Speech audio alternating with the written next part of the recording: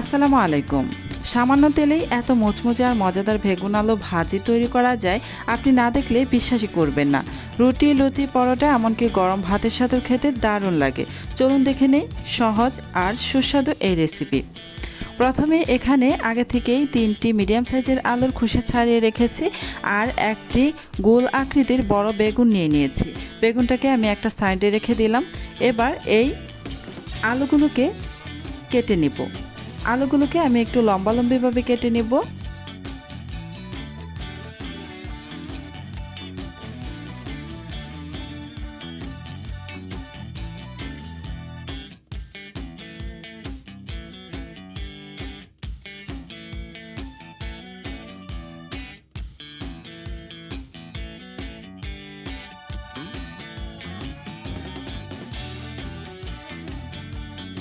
আলুগুলো কাটা হয়ে গিয়েছে। এবার আমি একটি প্লেটের মধ্যে বেশ খানিকটা পানি নিয়ে পানির মধ্যে আলুগুলো রেখে ভিজিয়ে রাখছি।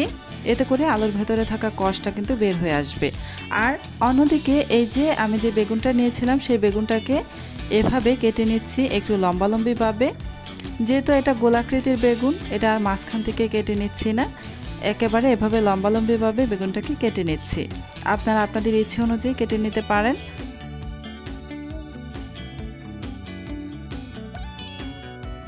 বেগুনটা কাটা হয়ে গিয়েছে, তাই আমি এই একটি প্লেটের মধ্যে কিছুটা পানি নিয়ে পানির মধ্যে বেগুনটা বেশ খানিকক্ষণ সময় ভিজিয়ে রেখে তারপর বেগুনগুলোকে খুব ভালোভাবে ধুয়ে পরিষ্কার করে উঠিয়ে নিয়েছি আর আলুগুলোকেও খুব ভালোভাবে ধুয়ে পরিষ্কার করে নিয়েছি।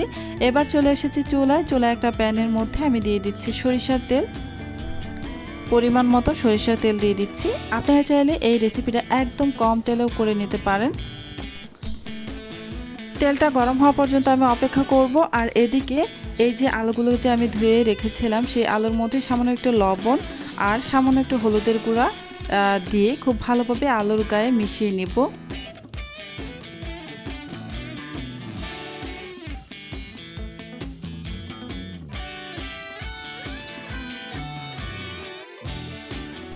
ভালোভাবে মিশিয়ে নিয়েছি। এবার এই যে তেলটাও গরম হয়ে এসেছে, এই তেলের মধ্যে এবার আমি ছেড়ে দিচ্ছি।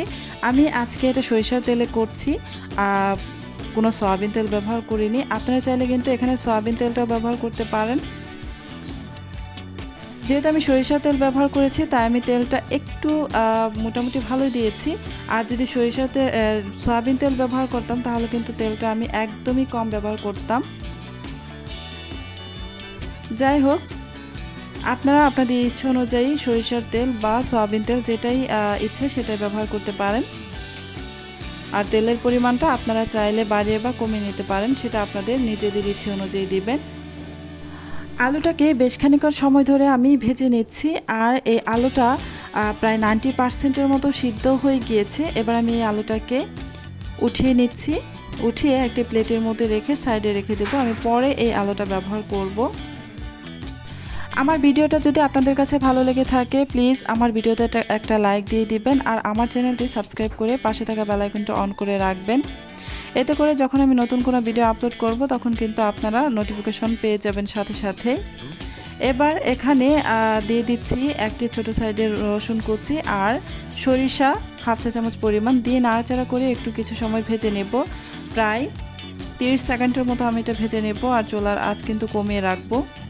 প্রায় 30 সেকেন্ডের মতো ভেজে নিয়ে তারপর এখানে কেটে ধুয়ে পরিষ্কার করে রাখা বেগুনগুলো দিয়ে দিলাম। এই বেগুনগুলো দেওয়ার পর নাড়াচাড়া করে ভালোভাবে মিশিয়ে নিচ্ছি। প্রায় 1 মিনিটের মতো আমি এভাবেই নাড়াচাড়া করে ভেজে নিব। কোনো মশলাপাতি এখনই আমি দিব না, একটু পরে দিব প্রায় 1 মিনিট পর। এই যে প্রায় 1 মিনিটের মতো আমি নাড়াচাড়া করে ভেজে নিয়েছি। এবার আমি এখানে কিছু মশলা দিয়ে দিব।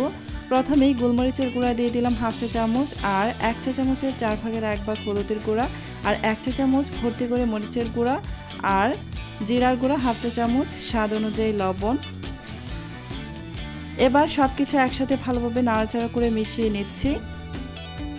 এ পর্যায়ে কিন্তু চুলার আঁচ একদম লোতে রাখতে হবে। যখন এই মশলাগুলো দিবেন তখন কিন্তু চুলার আঁচ একদম লো আঁচে রাখবেন, নয়তো কিন্তু মশলাটা পুড়ে যেতে পারে। প্রায় 1 থেকে 1.5 মিনিটের মতো ভাজা করে তারপর এখানে আমি আগে থেকে ভেজে রাখা আলুগুলোকে দিয়ে তারপর আবারও নাড়াচাড়া করে মিশিয়ে নিলাম। এবার আমি আরও 2 থেকে আড়াই মিনিটের মতো এই আলু আর বেগুনগুলোকে ভেজে নিব। চুলার আঁচ কিন্তু মিডিয়াম টু লোতে থাকবে। চুলার আঁচ বাড়িয়ে দিয়ে কিন্তু ভাজা যাবে না, এতে করে কিন্তু মশলাগুলো পুড়ে যাবে, খেতে তখন ভালো লাগবে না। এই যে এবার এখানে আমি 4টি কাঁচামরিচ ফালি করে দিয়ে দিলাম। আর হ্যাঁ, মরিচের পরিমাণটা কিন্তু আপনারা আপনাদের নিজেদের ইচ্ছে অনুযায়ী দিয়ে দিবেন। কাঁচামরিচটা দেওয়ার পর আরও 1 মিনিটের মতো আমি ভেজে নিচ্ছি।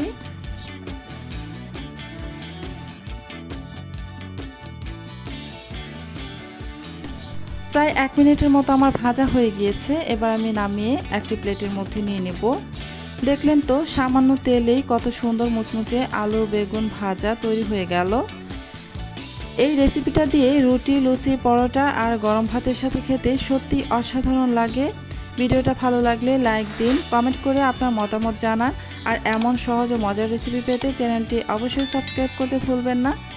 আজকের মতো এখানেই বিদায় নিচ্ছি। আপনারা অনেক বেশি ভালো থাকবেন, সুস্থ থাকবেন। আল্লাহ হাফেজ।